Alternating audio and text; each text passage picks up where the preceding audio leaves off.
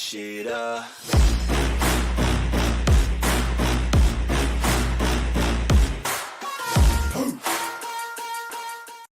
What is your profession?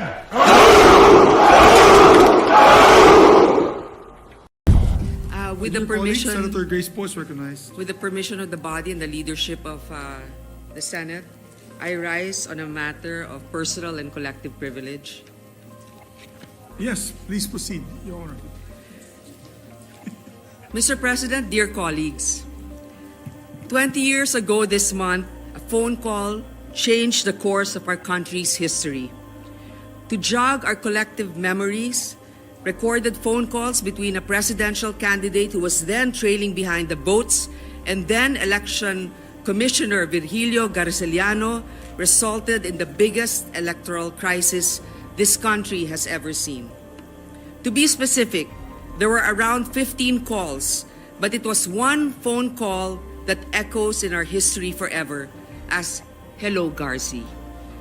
The ignominy still rings today and its brazenness echoes in eternity. In "Hello, Garci," a leader who had placed her hand on the Bible to swear before God and people that she will obey the laws of land was clearly heard shopping for votes to salvage an electoral debacle. Dito sa Pilipinas may kasabihan tayo na walang kandidatong natatalo, puro nadadaya lang. Pero sa pagkakataong ito, hindi lamang nahuli ang magnanakaw sa akto, nagsorry pa. The phone call recorded a woman's voice panic buying for votes. In fact, it recorded a presidential nominee pressing election Commissioner Garciliano, who was on the other end of the line, to produce 1 million votes. The call echoed a haggling for more votes. To quote, the transcript would show, yung dagdag, yung dagdag. It was not a polite conversation one would expect between a sitting president and a constitutional officer.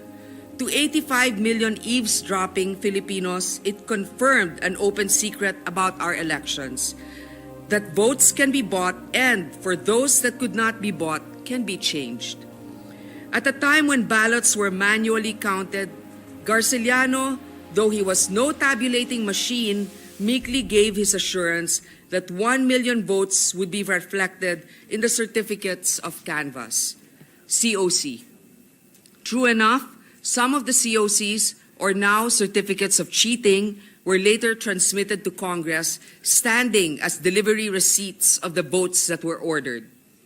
And when discrepancies were pointed out during the congressional canvass, they were ignored and buried under an avalanche of noted, noted, noted.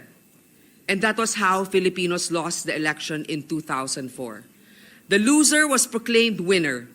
Kung malaki ang tinaya, mas malaki ang kailangang ikubra. Huwag sana mabaon sa limot na ang Hello, Garci scandal ay nanganak ng sandamakmak na impeachment complaints, isang bonggang fertilizer scam worth 728 million pesos, PhilHealth card scam worth 530 million pesos, and the North Rail project worth $503 million para lang may pambayad sa mga tumulong mag-deliver ng boto at maging ang lisensya para sa Maguindanao Massacre. In short, it was the people who paid for the crimes of the Hello, Garci actors. Mr. President, a good 2 decades have passed since the Hello, Garci was pulled off, and I'm recalling it today not as a daughter of a decent man who was robbed of votes, but as a senator of the Republic who believes it is her duty not to let this blot in our history fade from the nation's memory. In doing so, I'm just taking the cue from my father, who died heartbroken for the people who were let down by the system. But while the father may have forgiven those who did him wrong, the daughter will never forget the names nor the crimes that were committed to our people. More than the need to move on, we must move forward, because I believe it is not the passing of time that heals wounds or mends wrongs. It can only be cured if we apply remedies that will prevent it from happening again. of lessons so powerful that it deters repetition by sanctions that await those who try to commit it once. Tragedies ought to be teachable moment for us, and the Hello Garci episode should have birthed laws that would prevent it from revisiting us. But on this, I am sad to note it did not fully happen. Yes, there were laws passed, like poll computerization and minor fixes, but the biggest scourge, the buying of votes, has not been purged out of our politics. Our counting may have turned electronic, but our machines are fast aging.